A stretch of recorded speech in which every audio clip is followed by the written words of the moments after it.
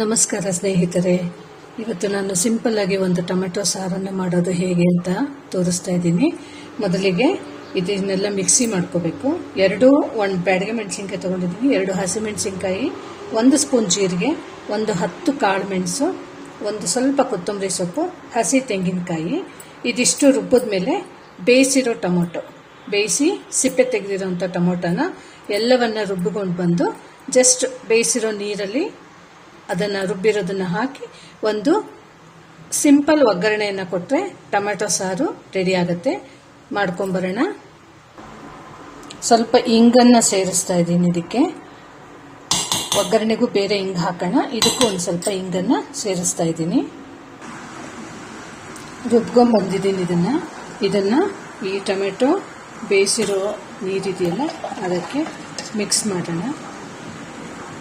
Stove ಹಚ್ತಾ ಇದ್ದೀನಿ. ಇದಕ್ಕೆ ಇನ್ನೊಂದು ಸ್ವಲ್ಪ ನೀರು ಹಿಡಿಸುತ್ತೆ, ನೀರು ಹಾಕೋಣ. ಸ್ವಲ್ಪ ನೀರು ಹಾಕ್ತಾ ಇದ್ದೀನಿ. ಇಷ್ಟು ಕನ್ಸಿಸ್ಟೆನ್ಸಿ ಸಾಕು. ಬೇಕಿರೋರು ರುಬ್ಬೋವಾಗ ನಾನು ಹಿಂಗೆ ಹಾಕಿದ್ದೀನಿ, ಬೇಕಿರೋರು ಬೆಳ್ಳುಳ್ಳಿನೂ ಹಾಕ್ಕೋಬೋದು, ಒಂದು 4-5 ಎಸಳು ಹಾಕ್ಕೋಬೋದು. ಇದಕ್ಕೆ ರುಚಿಗೆ ತಕ್ಕಷ್ಟು ಬೆಲ್ಲ, ಉಪ್ಪು, ಇದಕ್ಕೆ ಹುಣಸೆಹಣ್ಣು ಹಾಕೋ ಅಗತ್ಯ ಇರಲ್ಲ. ಟೊಮೆಟೊ ಹುಳಿ ಇರೋದ್ರಿಂದ ಹುಣಸೆಹಣ್ಣು ಬೇಕಾಗಲ್ಲ. ಟೊಮೆಟೊ ಹುಳಿ ಇಲ್ಲ ಅಂತ ಅಂದಾಗ ಸ್ವಲ್ಪ ಚಿಟಿಕೆ ಹುಣಸೆ ರಸ ಹಾಕಬೇಕಾಗತ್ತೆ. ಒಂದು ಅರ್ಧ ಸ್ಪೂನ್, 1 ಸ್ಪೂನ್ ಹಾಕಬೇಕಾಗತ್ತೆ. ಇದು ಹುಳಿ ಇರುತ್ತೆ ಇದು, ಸೊ ಅದಕ್ಕೆ ನಾನು ಹುಣಸೆಹಣ್ಣು ಹಾಕ್ತಾ ಇಲ್ಲ. ಇದಕ್ಕೆ ಇನ್ನೊಂಚೂರು ಬೆಲ್ಲ ಹಾಕೋಣ. ಇಷ್ಟು ಬೆಲ್ಲ ಹಾಕಿ ಉಪ್ಪು ಹಾಕಿ ಚೆನ್ನಾಗಿ ಕುದಿಬೇಕು. ಸಣ್ಣ ಉರಿಲಿ ಕುದಿಸೋಣ. ಇದನ್ನು ಉಕ್ಕಬಾರ್ದು ಯಾವುದೇ ಕಾರಣಕ್ಕೂ. ಸಣ್ಣ ಉರಿಲಿ ಕುದಿಸ್ಬಿಟ್ಟು ಇದಕ್ಕೆ ಒಂದು ಸಿಂಪಲ್ ಆಗಿರೋದು ಒಂದು ಒಗ್ಗರಣೆ ಹಾಕ್ತೀನಿ. ಚೆನ್ನಾಗಿ ಕುದೀಲಿ ಸಾರು. ಒಂದು 10 ನಿಮಿಷ ಕುದಿಸ್ತಾ ಇದ್ದೀನಿ.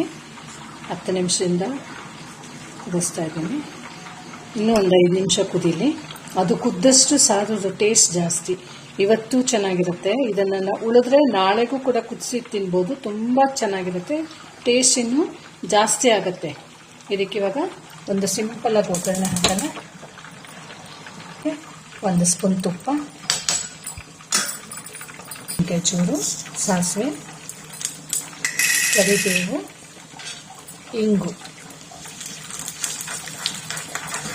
ಇದಿಷ್ಟನ್ನು ಸಾರೆಲ್ಲ ಕುದ್ದಾದ್ಮೇಲೆ ಒಗ್ಗರಣೆನ ಸಾರಿಗೆ ಮಿಕ್ಸ್ ಮಾಡಿ ಸ್ವಲ್ಪ ಕೊತ್ತಂಬರಿ ಸೊಪ್ಪು ಮೇಲೆ ಹಾಕಿ ಮುಚ್ಚಿಡ್ತೀನಿ.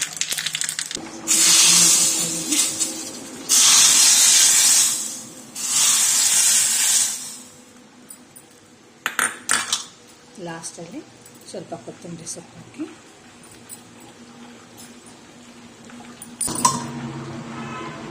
ಟೊಮೆಟೊ ಸಾರು ರೆಡಿಯಾಗಿದೆ.